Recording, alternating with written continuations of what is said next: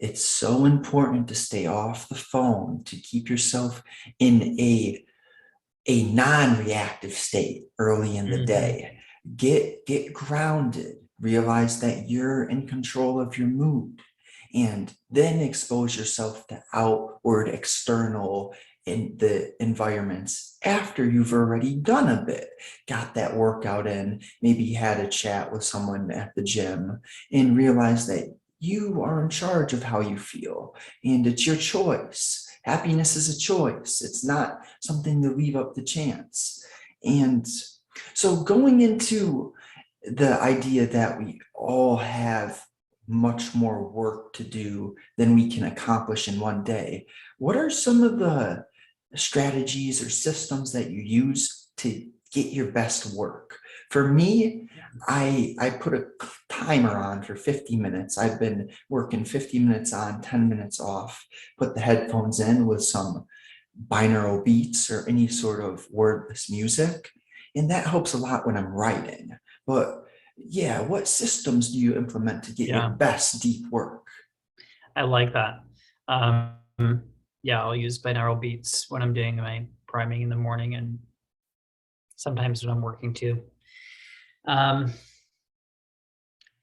I I think I think it's important to recognize that there are like different systems you can use to achieve the same result. And with that in mind, you can get away from this way of thinking where it's like, well, I do it this way. Well, no, you do it that way because you're used to doing it that way. It's just like, but it's just like it's a tool, it's a strategy, it's a path to getting something. So first of all, I think it's helpful to know that when in doubt, just go simple. Go with whatever strategy is going to help you move forward in that moment. Okay. And over time, if you're intentionally practice something, you are going to get better at using that new strategy or skill. But in times of crisis, the past is addicting, and our brains in times of crisis will revert to old ways of doing things. So that's important to know because you're gonna like, I don't know, like procrastination is a good example. If I'm working with somebody on how to get over procrastination, and then they have some big item come up, and they get into crisis mode, and they go, we've been practicing using a certain tool or strategy, but they revert to their staying up all night to get this project done type of thing. That is actually pretty normal. It's pretty normal to kind of revert. So I think it's important for all of us to give ourselves patience and grace for when we do mess up, and also give ourselves permission to practice new strategies and new ways of doing things and new ways of thinking. And I don't know, I think that I hesitate to say any specific like right or wrong way, but I'll usually present like usually whatever like kind of the realm is, I'll present a couple like options or tools, and then and then kind of adapt that. One that's really helpful is a tool called Freedom, and it's just like a web and app blocker, and it syncs between your phone and desktop, so it can be really useful for you know Twitter, for example, deciding I'm going to allow myself to use blank amount of time on Twitter, and here's the schedule that's going to help me enforce that.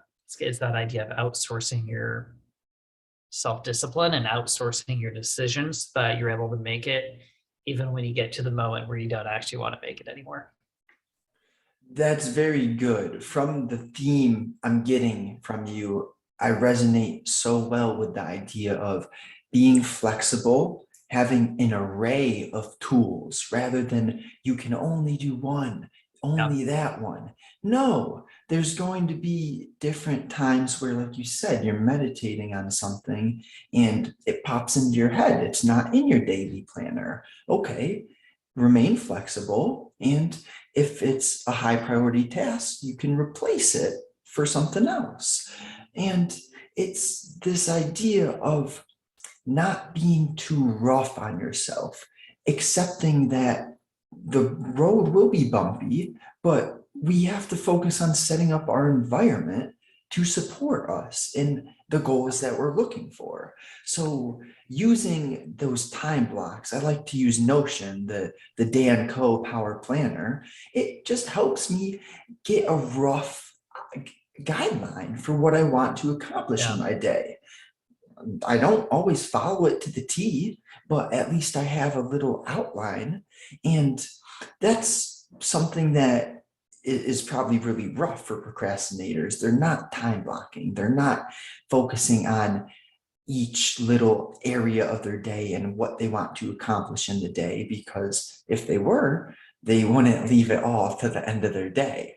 So, and something that's been big with me is almost knowing what to avoid is just as important as knowing what to do. For example, going back to Twitter, when I get on Twitter, I try to tell myself, okay, am I going to comment right now? Am I going to tweet right now? Am I Yeah. going to reach out to someone right now? What do I want to get done with this time right now?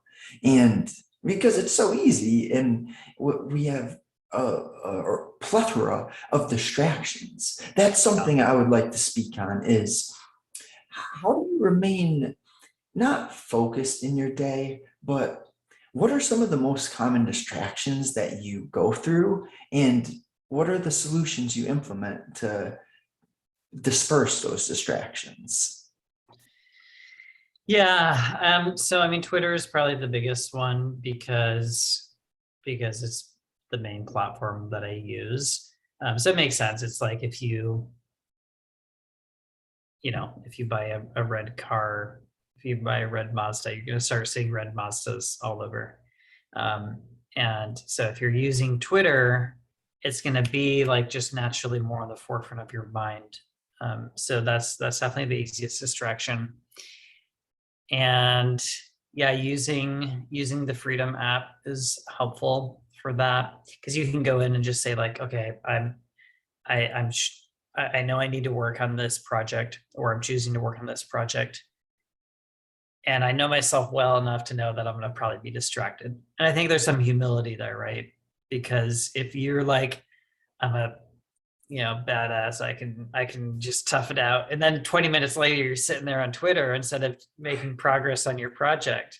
Like I mean, I don't know. I always tell my clients like, hey, I'm really qualified to help you on this stuff because I'm like the worst procrastinator and perfectionist. And like, these are all things that I've had to figure out how to overcome. Right. And it's sort of like when you figure out your own idiosyncrasies and challenges and you start learning ways to overcome them, they don't go away. You still deal with them. Right. We can know about the addictive nature of Twitter, and but knowing about it doesn't make us immune to it. And so we have to do better than just knowing ourselves. We have to be kind to ourselves and like plan things out a little bit and have a plan in place for how we want our energy to be spent. So that gets back to that idea that having like 10% of your time spent on looking ahead and planning the future is very different than spending an hour being anxious about some problem coming up in a week, right? Because simply being anxious is putting your focus on something that's out of your control, like it's in the future, it hasn't happened yet. Whereas saying, okay, here's where I want to go, here are the actions I'm going to take to get to this targeted point in the future, that's a completely different activity. And I think that if you keep your focus on the past and your focus on the future to a intentionally small degree, but not zero, right? Because I think it's really unhealthy to go to zero. Then you can I think create the habit of processing and planning while remaining present. It's a fine line it's as if we're juggling constantly, but it our focus has to be on noticing the thought process. And if you're spending an hour suffering and complete anxiety, you have to take a step back and just realize or ask the deeper question: what is worrying right now going to do for the situation? And the answer usually, besides maybe 5 minutes of strategic planning, if you're worrying for an hour, you're not helping yourself.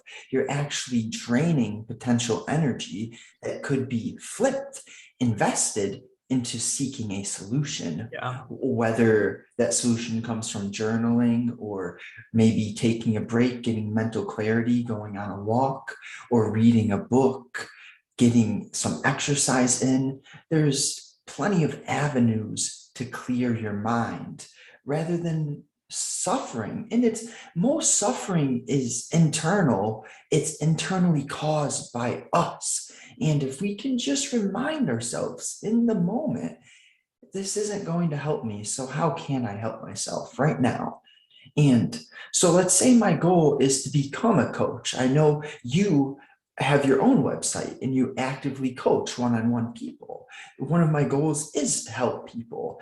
And going back to what you spoke on, you are so qualified to help certain people in certain avenues because you were so bad at Yeah. that in the past. And that's exactly And in the present, okay, let's give credit where credit's due. I still suck at some of these things, but I'm active. I'm active in them, right? And that's the difference. exactly. You notice them, you remind yourself how to fix this when it occurs. And that's what I want to do for people is how can I help the younger Justin, the Justin who sat in his head for hours being miserable rather than taking a little walk. And Yeah. then bada bing, my thoughts are flowing again. I can be grateful for the sun, grateful for It's the ability to move. Yeah, it's ridiculous how much of a difference just taking a walk makes. It's like the most simple, it feels like it's too easy